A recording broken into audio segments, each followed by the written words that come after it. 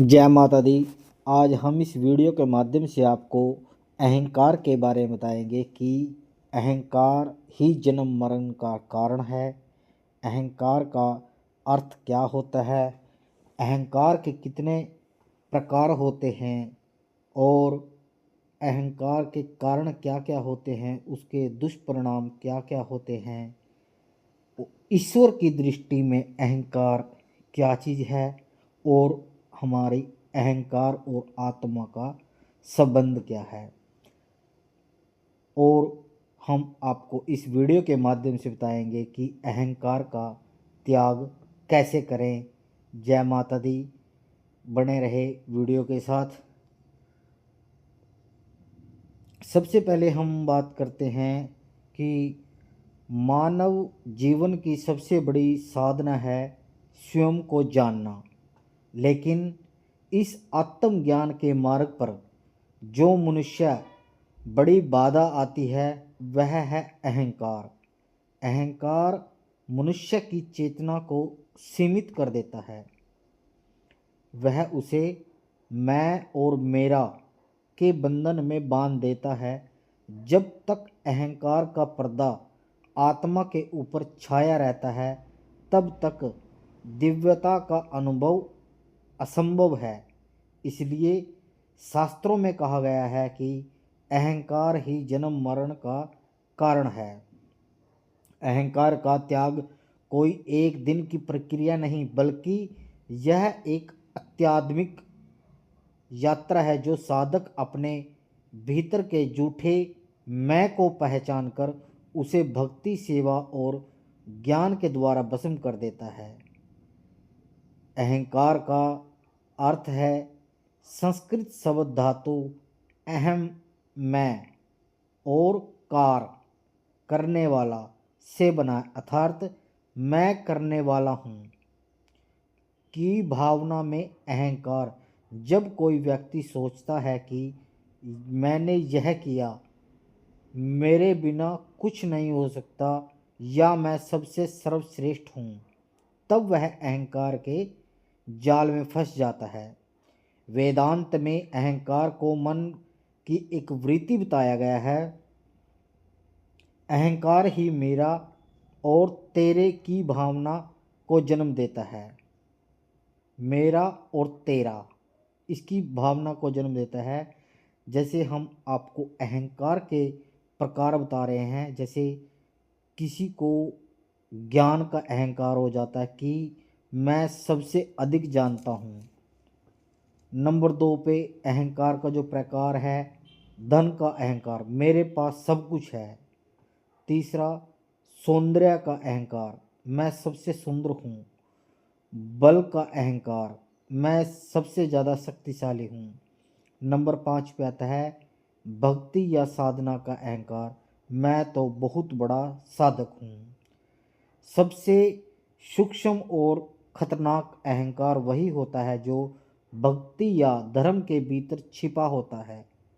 जब कोई भक्त यह सोचने लगता है कि मैं सच्चा भक्त हूँ, बाकी सब दिखावा करते हैं, तब वह अनजाने में ईश्वर से दूर हो जाता है।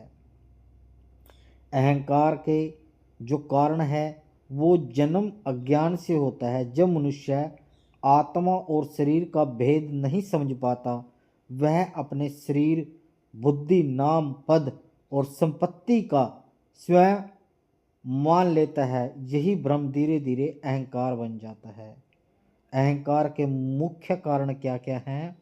अज्ञान, आत्मा शरीर का भेद न जानना, संपत्ति, शक्ति, ज्ञान का अभिमान, दूसरों से तुलना की प्रवृत्ति। नंबर 4 पे है लोभ, ईर्ष्या और काम वासना। जो अहंकार के दुष्परिणाम होंगे वे क्या है? अहंकार सबसे पहले विनाश का कारण होगा। इसका इतिहास साक्षी है।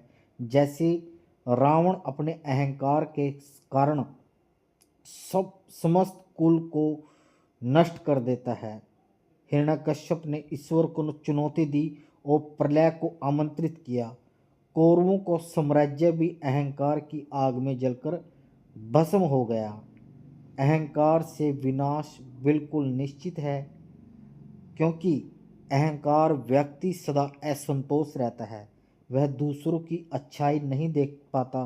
धीरे धीरे उसका मन अशांत, बुद्धि भ्रमित और हृदय कठोर हो जाता है। अतः वह स्वयं अपने ही दुख का कारण बन जाता है। ईश्वर की दृष्टि में अगर हम अहंकार को देखें, अहंकारी व्यक्ति सबसे दूर हो जाता है, चाहे वह कितना भी ज्ञानी हो, पूजक हो। भगवत गीता में श्री कृष्ण जी कहते हैं, अहंकार बलम दपम कामम क्रोधम परिग्रहम, अर्थात जो अहंकारी बलवान और दर्पयुक्त है वे ईश्वर से द्वेष रखते हैं। इसके विपरीत जो नम्र है, विनम्र है, वह ईश्वर को प्रिय बनता है।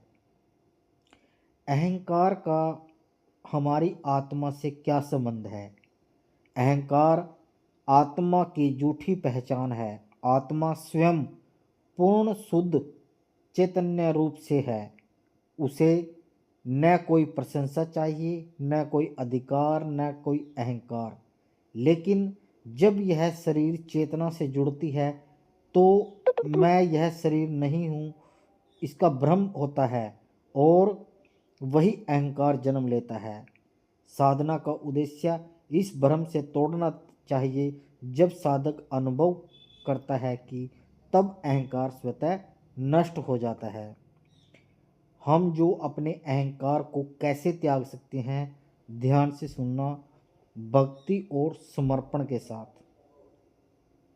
कि भक्ति का सार ही समर्पण है। जब साधक ईश्वर के चरणों में स्वयं को अर्पित करता और कहता है कि सब कुछ तेरा है, मैं कुछ भी नहीं, तब अहंकार गलने लगता है।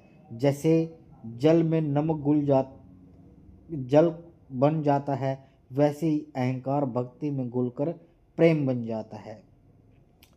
नंबर 2 पे है सेवा भावना। सेवा भावना अहंकार का नाश करता है। जब मनुष्य दूसरों की भलाई के लिए कार्य करता है तब उसका स्वतः छोटा होता है।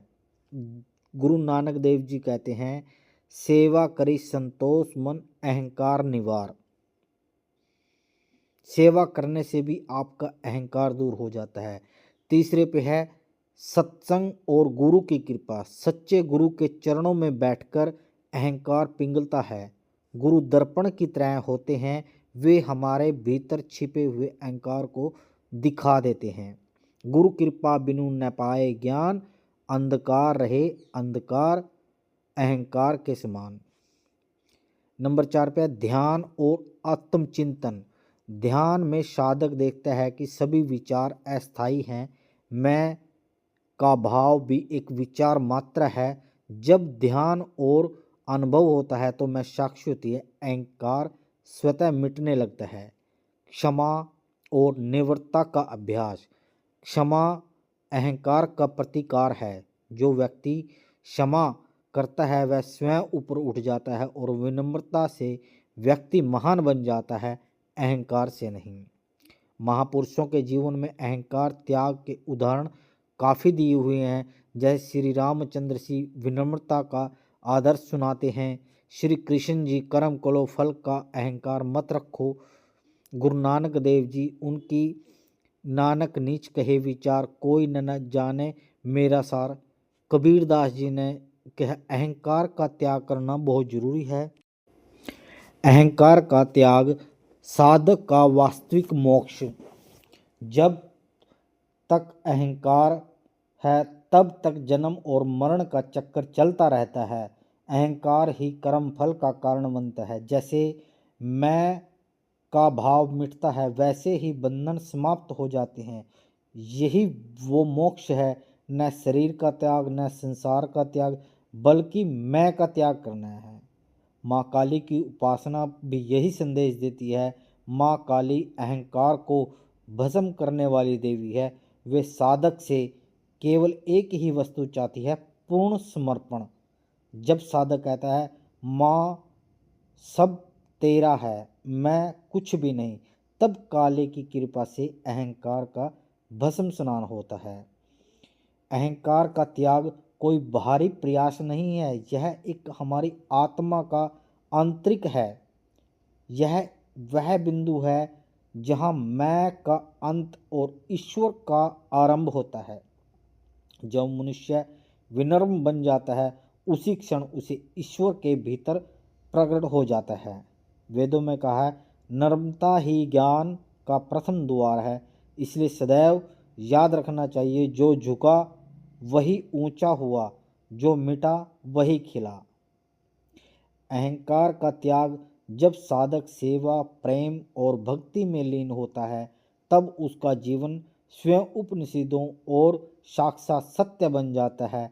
वह अनुभव करता है, अहम ब्रह्मास्मि, मैं वही हूँ, परंतु यह मैं अब ईश्वर है, न कि अहंकार। अज्ञान अहंकार का फल है। भक्ति, सेवा और ज्ञान से इसका नाश होता है। आप भक्ति कीजिए, सेवा कीजिए, ज्ञान प्राप्त कीजिए। अहंकार रहित जीवन ही ईश्वर के साक्षात आपको दर्शन करा सकता है। जहाँ अहंकार समाप्त होता है, वहीं से ईश्वर का आपको अनुभव होने लगता है। हमने इस वीडियो के माध्यम से आपको अहंकार के कारण बताए हैं कि अहंकार जैसे अज्ञानता के कारण भी अहंकार आता है, संपत्ति के कारण भी अहंकार आता है, दूसरों की तुलना करने से भी अहंकार आता है, लोभ के कारण भी आता है। अहंकार के दुष्परिणाम बताए हैं, जैसे रावण ने पूरा अपना कुल का नाश कर दिया था, हिरण्यकश्यप, कौरव, इन्होंने, आप सभी ने इन चीज़ों के बारे में देखा है कि कैसे अहंकार के कारण सब कुछ खत्म हो जाता है। तो सबसे पहले आप कोई भी पूजा पाठ, देवी साधना, मंत्र जाप करोगे, तो आपने सबसे पहले अहंकार को त्यागना है। अहंकार को त्यागने के लिए हमने आपको गुरु सेवा के बारे में बताया है, नम्रता के बारे में बताया है। जितना आप भक्ति में समर्पण होंगे, सेवा करोगे, सत्संग करोगे, ध्यान करोगे, क्षमा की, विनम्रता का अभ्यास करोगे, वैसे ही आपके जीवन में अज्ञान, अहंकार खत्म होगा और आपको ज्ञान की प्राप्ति होगी। आपके पास माँ भगवती की कृपा शुरू होगी। अभी प्रश्न क्या है कि जब मन में अहंकार का डेरा जमा रखा है आपने और दूसरों का रहने का स्थान है, तब भगवती रहेगी कहाँ? आप एक बात बताओ ना, भगवती रहेगी कहाँ? इसलिए अपना मन बिल्कुल खाली करो। खाली करने के बाद निस्वार्थ भाव से माँ भगवती का ध्यान करो। माँ भगवती आपके पास कृपा जरूर करेगी। जब आपका अहंकार अंदर से खत्म होगा, माँ भगवती के आने की स्थान होगा, तभी तो माँ भगवती आपके अंदर प्रवेश करेगी, तभी तो आप माँ भगवती आपको शरण में लेगी। यही है आत्मा और अहंकार। इसके बारे में हमने आपको बताया। अगर आपको वीडियो अच्छे लगे हों तो लोगों को शेयर करें, ताकि एक वीडियो से लोगों का भी सुधार हो सके। जय माता दी, जय गुरु महाराज की। मिलते हैं नई वीडियो में।